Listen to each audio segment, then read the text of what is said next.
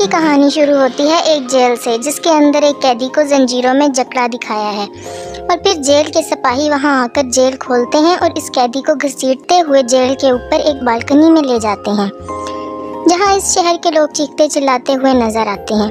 لوگ غصے سے اس آدمی کو دیکھ کر قاتل، خونی، درندہ کہتے ہوئے نظر آتے ہیں، اور جیلر ایک گارڈ کو سزا کا اعلان پڑھنے کو کہتا ہے۔ گارڈ بھیڑ کے سامنے کہتا ہے کہ کورٹ نے 2 دن بعد اس قیدی کو پھانسی کی سزا سنائی ہے، لیکن پھانسی سے پہلے جلاد اس کو سولی پر لٹکا کر اس کے ہاتھ پاؤں توڑ دیں گے، اور یہ سن کر لوگ خوشی سے جھوم اٹھتے ہیں۔ اب آخر یہ قیدی ہے کون، دیکھتے ہیں۔ اب کہانی کچھ سال پیچھے جاتی ہے، جہاں ہم پیرس کے فش مارکیٹ کو دیکھتے ہیں، جو شہر کی سب سے بدبودار جگہ تھی۔ لوگ مچھلی اور گوشت بیچ کر اپنا گزارا کرتے۔ یہاں ہم ایک مچھلی بیچنے والی عورت کو دیکھتے ہیں جس کا بچہ پیدا ہوتا ہے اور وہ مرا ہوا ہوتا ہے، اور اس عورت کے پہلے بھی 4 بچے ایسے پیدا ہو چکے تھے، اور وہ بچے کو پاؤں مار کر اسے سڑی ہوئی مچھلیوں کے ساتھ ندی میں پھینک دیتی ہے، لیکن اس دفعہ اس نے زندہ بچہ پیدا کیا تھا اور وہ اسے بھی پھینک دیتی ہے، یہی سمجھ کر کہ وہ بھی مرا ہوا ہے۔ اب وہاں پڑی بدبودار مچھلیوں کی بو سونگھ کر وہ رو پڑتا ہے، اور وہاں کھڑے لوگ اس بچے کو دیکھ لیتے ہیں اور اس کی ماں کو برا بھلا کہتے ہیں۔ یہ بچہ وہی قیدی تھا جسے سزا کا حکم ہوا تھا۔ اس قیدی کا نام جان تھا۔ اس کے پاس 2 خصوصیت تھیں، ایک یہ کہ اس کی ناک ایسی تھی جو سونگھنے کا کام بہت اچھا سر انجام دیتی تھی، اور دوسرا یہ کہ جب بھی کوئی اسے خود سے دور کرتا، اس شخص کی کسی نہ کسی طرح سے موت ہو جاتی، جیسے کہ اس کی ماں جو اسے پیدا کرتے ہی پھینک دیتی ہے۔ اسے پھانسی کی سزا سنائی جاتی ہے، اور جان کو ایک میڈم گیلاٹ ہوتی ہے، اس کے یتیم خانے میں بھیج دیا جاتا ہے، جو صرف پیسے کے لیے بچوں کو پالتی تھی۔ لیکن یتیم خانے میں کچھ بچوں کو ڈر ہوتا ہے کہ ان کی جگہ نہ چھن جائے۔ وہ جان کو مارتے ہیں، لیکن گیلاٹ درمیان میں آ کر انہیں بچا لیتی ہے اور ان بچوں کو مارتی ہے، اور یتیم خانے میں کچھ مشکل حالات دیکھنے کے بعد جان 5 سال تک بول نہیں پاتا، مگر وہ سونگ کر ہر چیز کا پتہ لگا لیا کرتا ہے۔ اب 13 سال کی عمر میں یتیم خانے میں جگہ نہ ہونے کی وجہ سے گیلاٹ اسے جانوروں کی کھالیں لینے والے آدمی کو بیچ دیتی ہے۔ جیسے ہی جان وہاں سے جاتا ہے، کچھ چور گیلاٹ کو مار کر اس کے سارے پیسے چرا لیتے ہیں۔ اب وہ شخص جس کو جان بیچا گیا ہوتا ہے، وہ جان سے بہت سخت کام لیتا ہے، اور وہ اسے ایک دفعہ شہر بھی لے جاتا ہے، جہاں جان پہلی دفعہ بدبو کے علاوہ بھی کچھ اچھی دنیا اور خوشبو کا مزہ لیتا ہے۔ جان سامان چھوڑنے کے بعد ایک دکان کو دیکھتا ہے جو پرفیوم شاپ ہوتی ہے، اور وہ اس کی طرف کھینچا چلا جاتا ہے۔ وہ ایک دکاندار کو ایک پرفیوم اٹھائے دیکھتا ہے جو بہت ہی فیمس پرفیوم تھا، اور اسی دوران اسے ایک اور خوشبو کا احساس بھی ہوتا ہے جو ایک پھل بیچنے والی لڑکی سے آ رہی تھی۔ وہ اس کی طرف کھینچا چلا جاتا ہے۔ وہ لڑکی اسے بھوکا سمجھ کر کچھ پھل دیتی ہے، اور وہ اس کا ہاتھ پکڑ لیتا ہے، جسے دیکھ کر وہ ڈر جاتی ہے اور بھاگ جاتی ہے۔ اب جان اپنی سونگنے کی ایبلٹی سے اسے ڈھونڈ لیتا ہے اور اس کے پیچھے جا کر بیٹھ جاتا ہے۔ لڑکی کو لگتا ہے کہ کوئی ہے اس کے پیچھے، اور وہ ڈر کے مارے چیختی ہے، تو جان اس کا منہ دبا لیتا ہے اور لوگوں کے ڈر سے دبائے رکھتا ہے کہ لوگ اکٹھے نہ ہو جائیں، اور جیسے ہی لوگ جاتے ہیں اور وہ لڑکی کے منہ سے ہاتھ ہٹاتا ہے تو وہ مر جاتی ہے، اور اس کی خوشبو آہستہ آہستہ ختم ہو جاتی ہے، اور جان حیران رہ جاتا ہے کہ خوشبو کہاں گئی۔ اب ایک اور کریکٹر کی بات کرتے ہیں جو پیرس کا بہت ہی مشہور پرفیومر تھا، اور شہر میں نئے پرفیومرز کے آنے کے بعد اس کا کام کم ہو چکا تھا، اور وہ دوسرے پرفیومرز کی کاپی کیا کرتا تھا۔ اور اسی شام جان بکرے کی کھال کی ڈیلیوری کے سلسلے میں اس کی شاپ میں جاتا ہے، اور وہاں طرح طرح کے پرفیوم دیکھتا ہے۔ وہ بالدینی کے جسم سے آ رہی خوشبو کو سونگھ کر کہتا ہے کہ وہ اس کے لیے ویسا پرفیوم بنا سکتا ہے، اور بالدینی اس کا مذاق اڑاتا ہے، اور جان اسے اپنی ایبلٹی کی پاور کا بتاتا ہے۔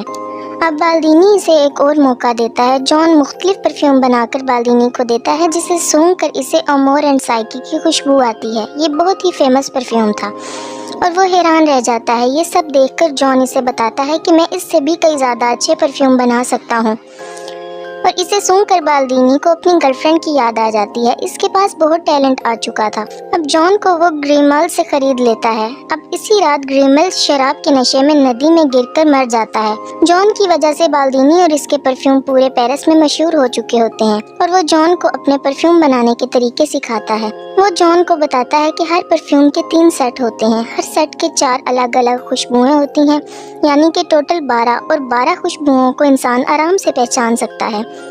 اس سے ہٹ کر اگر 13ویں خوشبو کوئی بنا لے تو دنیا کا کوئی شخص اس پرفیوم کا توڑ نہیں نکال سکتا۔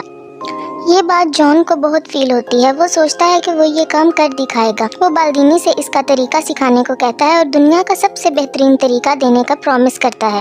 بالدینی 10,000 پھولوں کو اپنے ڈیزائن کی گئی مشین کے مطابق ایک بوتل میں ڈالنے کا طریقہ بتاتا ہے، جسے اس نے پیرس آنے سے پہلے سیکھا تھا۔ ایک دن بالدینی جان کو روتے ہوئے دیکھتا ہے۔ بالدینی کے پوچھنے پر جان کہتا ہے کہ تم جھوٹے ہو، اور وہ بتاتا ہے کہ اس کا طریقہ فلاپ ہے۔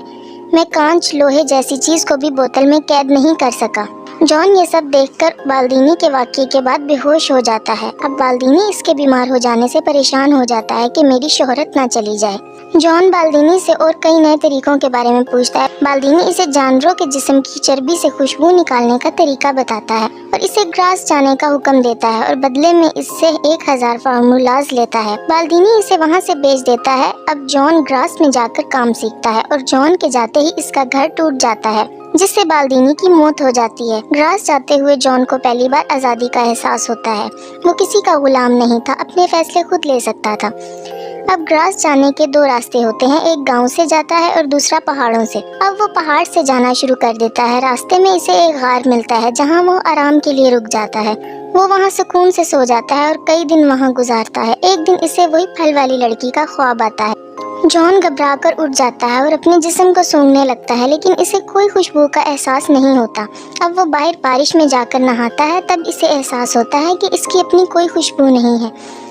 اگلی صبح ہوتے ہی وہ گراس پر روانہ ہو جاتا ہے اور راستے میں اسے وہی خوشبو آتی ہے جو اسے پھلوں والی لڑکی سے آئی تھی۔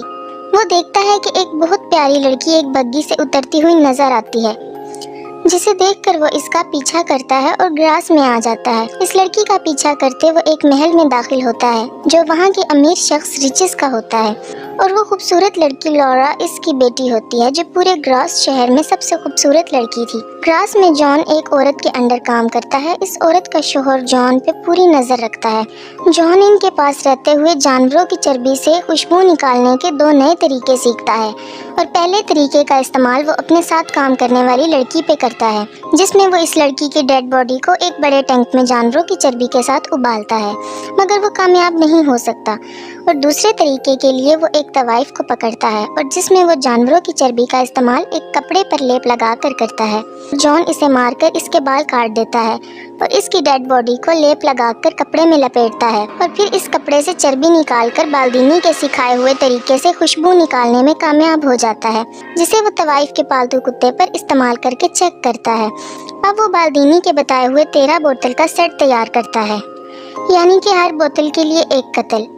لورا کی برتھ ڈے پارٹی میں سب لڑکے اور لڑکیاں چھپن چھپائی کھیلتے ہیں، جہاں موقع پا کر جان بھی آ جاتا ہے اور لورا پر حملہ کرتا ہے، مگر وہ بچ جاتی ہے اور پارٹی سے 2 جڑواں بہنیں غائب ہو جاتی ہیں۔ اب ہم دیکھتے ہیں کہ جان ان 2 لڑکیوں کو مار کر اپنے سیٹ کی پہلی 2 بوتلیں تیار کرتا ہے، اور ان دونوں کی لاشیں شہر کے پل کے نیچے پانی میں تیرتی ہوئی نظر آتی ہیں۔ اس کے بعد پورے شہر میں لڑکیوں کی موت کا سلسلہ شروع ہو جاتا ہے، اور ڈر کے مارے لوگ اپنی بیٹیوں کو بچانے کے لیے گھروں کے باہر تالے لگانا شروع کر دیتے ہیں۔ لیکن جان 12 بوتلز کا سیٹ تیار کر لیتا ہے اور انہیں ایک بڑی بوتل میں ملا دیتا ہے۔ اب پرفیکٹ پرفیوم بنانے کے لیے اسے ایک اور بوتل چاہیے ہوتی ہے، یعنی لورا کا قتل۔ اب یہ سب دیکھ کر ریچس کہتا ہے کہ جتنی لڑکیوں کی موت ہوئی ہے وہ سب کنواری تھی، اور ان کی باڈی پر کوئی زور زبردستی کا نشان بھی نہیں تھا۔ اس قاتل نے ان لڑکیوں کو کسی خاص وجہ سے مارا ہے۔ سب لوگ مدد کے لیے چرچ میں جاتے ہیں اور چرچ کے فادر ان کی مدد کی حامی بھرتے ہیں۔ وہاں ایک آدمی آ کر اس قاتل کے پکڑے جانے کی خبر سناتا ہے، جسے سن کر یہ سب لوگ بے حد خوش ہوتے ہیں۔ ریچس کو اس خبر پر یقین نہیں ہوتا اور وہ اپنی بیٹی کے لیے فکر مند ہو جاتا ہے۔ وہ گراس چھوڑنے کا فیصلہ کرتا ہے اور اگلے ہی دن اپنی بیٹی کو لے کر چلا جاتا ہے۔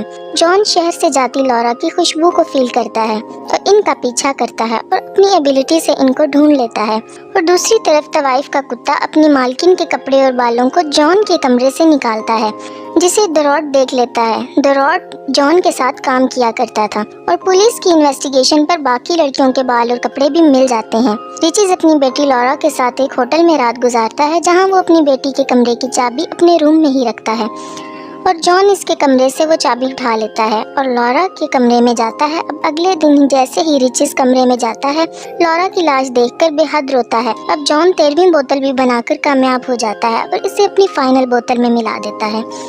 اب وہاں پولیس آ کر اسے پکڑ لیتی ہے اور کہانی 2 دن بعد ہونے والی سزا سے شروع ہوتی ہے۔ دور دور سے لوگ جان کی موت کو دیکھنے آتے ہیں اور جیسے ہی وہ اس کو جیل سے نکالتے ہیں جان موقع پا کر پرفیوم کا ڈھکن کھول دیتا ہے۔ جیسے ہی لوگ جان کا انتظار کرتے کھڑے ہوتے ہیں جان ایک راجکمار کی طرح گاڑی سے اترتا ہے اور جلاد کی طرف بڑھتا ہے اور جلاد اس کے پاؤں میں گر جاتا ہے اور روتے ہوئے جان کو بے قصور بتاتا ہے۔ اب جان ایک پرفیوم کو رومال پر لگاتا ہے اور ہوا میں لہراتا ہے جس سے وہاں کھڑے سب لوگوں کو جنت کا احساس ہوتا ہے اور وہ سب لوگ اسے فرشتہ کہتے ہیں۔ وہ خود کو لوگوں کا مسیحا سمجھنے لگتا ہے اور اپنے رومال کو لوگوں کے درمیان پھینک دیتا ہے اور کچھ ہی دیر میں سب لوگ چھوٹا بڑا امیر غریب کالا گورا سب بھلا کر پیار کرنے لگتے ہیں اور جان کو یہ سب دیکھ کر سچے پیار کا احساس ہوتا ہے۔ اب وہ اس پھلوں والی لڑکی کو یاد کرتا ہے۔ وہ سوچتا ہے کہ کاش اگر وہ اس لڑکی کو ایسے ہی پیار کرتا تو وہ اس کو اپنا بنا لیتا۔ وہ یہ سوچ کر دکھی ہو جاتا ہے اور رونے لگتا ہے۔ تبھی ریچس تلوار لے کر جان کو مارنے کے لیے آتا ہے لیکن اس کی خوشبو کے آگے وہ بھی بے قابو ہو جاتا ہے اور اپنے پیروں پر گر کر اس سے وہ معافی مانگتا ہے۔ جان کو اپنی غلطیوں کا احساس ہوتا ہے اور وہ شہر سے روانہ ہو جاتا ہے۔ کچھ دیر کے بعد شہر کے لوگوں سے پرفیوم کا اثر ختم ہو جاتا ہے۔